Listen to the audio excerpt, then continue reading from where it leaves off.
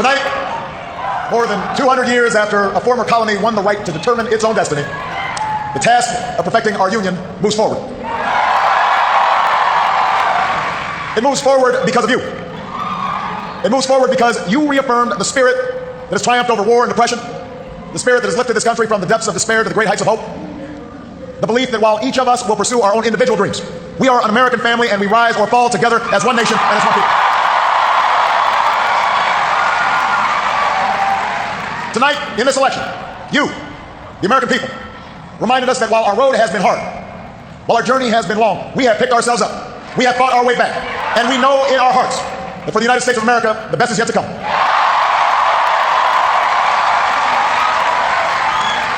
I want to thank every American who participated in this election. Whether you voted for the very first time or waited in line for a very long time. By the way, we have to fix that. Whether you pounded the pavement or picked up the phone.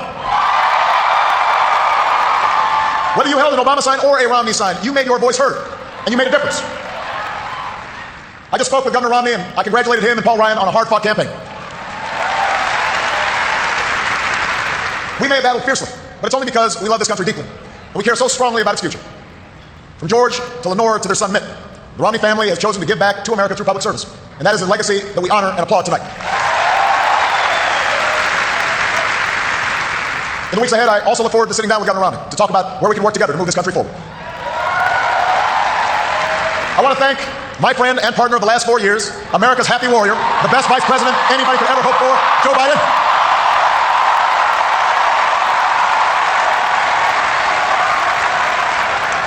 And I wouldn't be the man I am today without the woman who agreed to marry me 20 years ago. I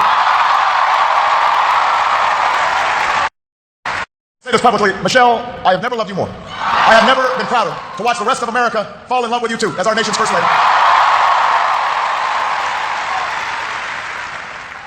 Sasha and Malia, before our very eyes, you're growing up to become two strong, smart, beautiful young women, just like your mom. And I'm so proud of you guys. But I will say that for now, one dog's probably enough. To the best campaign team and volunteers in the history of politics. The best. The best ever. Some of you were new this time around, and some of you have been at my side since the very beginning. But all of you are family.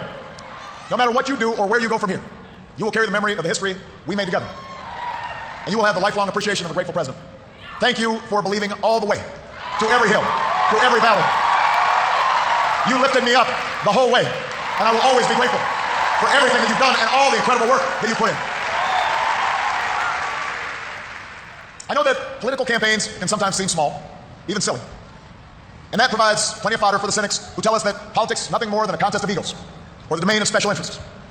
But if you ever get the chance to talk to folks who turned out at our rallies and crowded along a rope line in the high school gym, or saw folks working late at a campaign office in some tiny county far away from home, you'll discover something else. You'll hear the determination in the voice of a young field organizer who's working his way through college and wants to make sure every child has that same opportunity. You'll hear the pride in the voice of a volunteer who's going door to door because her brother was finally hired when the local auto plant added another shift. You'll hear the deep patriotism in the voice of a military spouse who's working the phones late at night to make sure that no one who fights for this country ever has to fight for a job or a roof over their head when they come home. That's why we do this. That's what politics can be. That's why elections matter. It's not small, it's big. It's important. Democracy in a nation of 300 million can be noisy and messy and complicated. We have our own opinions. Each of us has deeply held beliefs. And when we go through tough times, when we make big decisions as a country, it necessarily stirs passions, stirs up controversy. That won't change after tonight, and it shouldn't. These arguments we have are a mark of our liberty. And we can never forget that, as we speak, people in distant nations are risking their lives right now just for a chance to argue about the issues that matter, the chance to cast their ballots like we did today. But despite all our differences, most of us share certain hopes for America's future. We want our kids to grow up in a country where they have access to the best schools and the best teachers. A country that lives up to its legacy as the global leader in technology and discovery and innovation, with all the good jobs and new businesses that follow.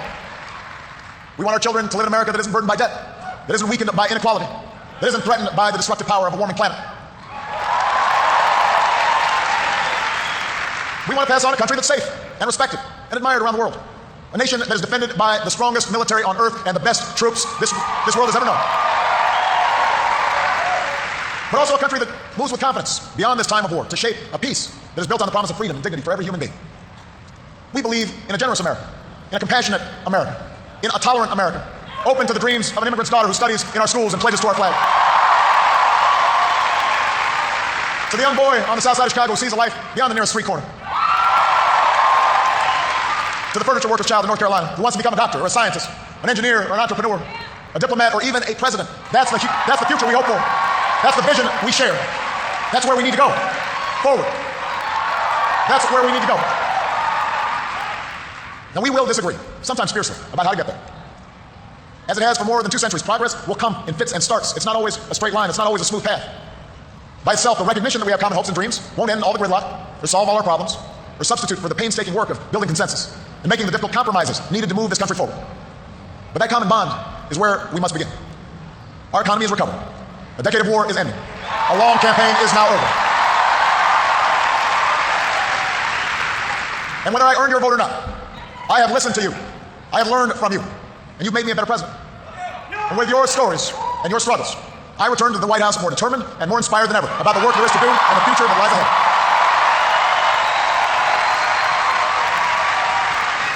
Tonight, you voted for action, not politics as usual. You elected us to focus on your jobs, not ours.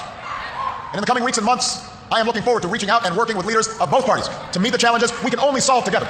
Reducing our deficit, reforming our tax code, fixing our immigration system, freeing ourselves from foreign oil. We've got more work to do. But that doesn't mean your work is done. The role of citizen in our democracy does not end with your vote. America's never been about what can be done for us. It's about what can be done by us together. The hard and frustrating but necessary work of self-government. That's the principle we were founded on. This country has more wealth than any nation, but that's not what makes us rich. We have the most powerful military in history, but that's not what makes us strong. Our university, our culture, are all the envy of the world, but that's not what keeps the world coming to our shores. What makes America exceptional are the bonds that hold together the most diverse nation on earth.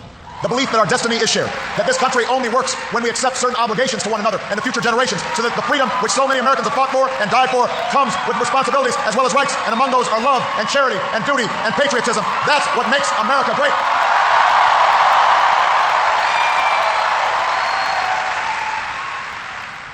I am hopeful tonight because I've seen the spirit at work in America. I've seen it in the family business whose owners would rather cut their own pay than lay off their neighbors, and in the workers who would rather cut back their hours than see a friend lose a job. I've seen it in the soldiers who re-enlist after losing a limb, and in those SEALs who charged up the stairs into darkness and danger because they knew there was a buddy behind them watching their back. I've seen it on the shores of New Jersey and New York, where leaders from every party and level of government have swept aside their differences to help a community rebuild from the wreckage of a terrible storm.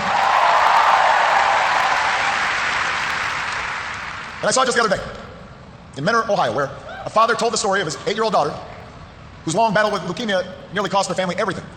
Had it not been for healthcare reform passing just a few months before the insurance company was about to stop paying for her care.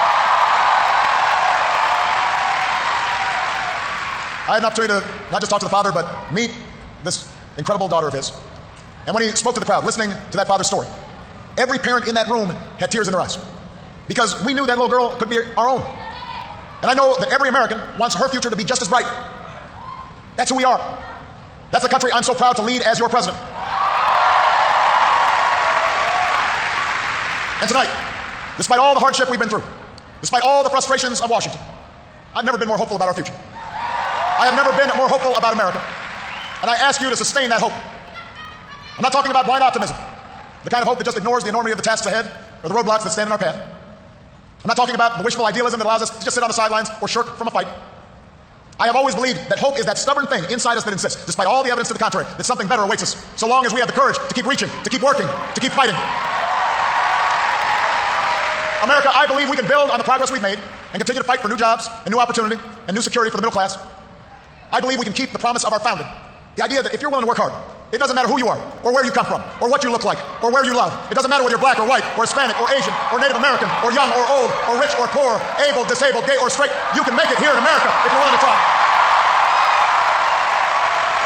I believe we can seize this future together, because we are not as divided as our politics suggest. We're not as cynical as the pundits believe. We are greater than the sum of our individual ambitions, and we remain more than a collection of red states and blue states. We are and forever will be the United States of America. And together, with your help, and God's grace, we will continue our journey forward and remind the world just why it is that we live in the greatest nation on earth. Thank you, America. God bless you. God bless these United States.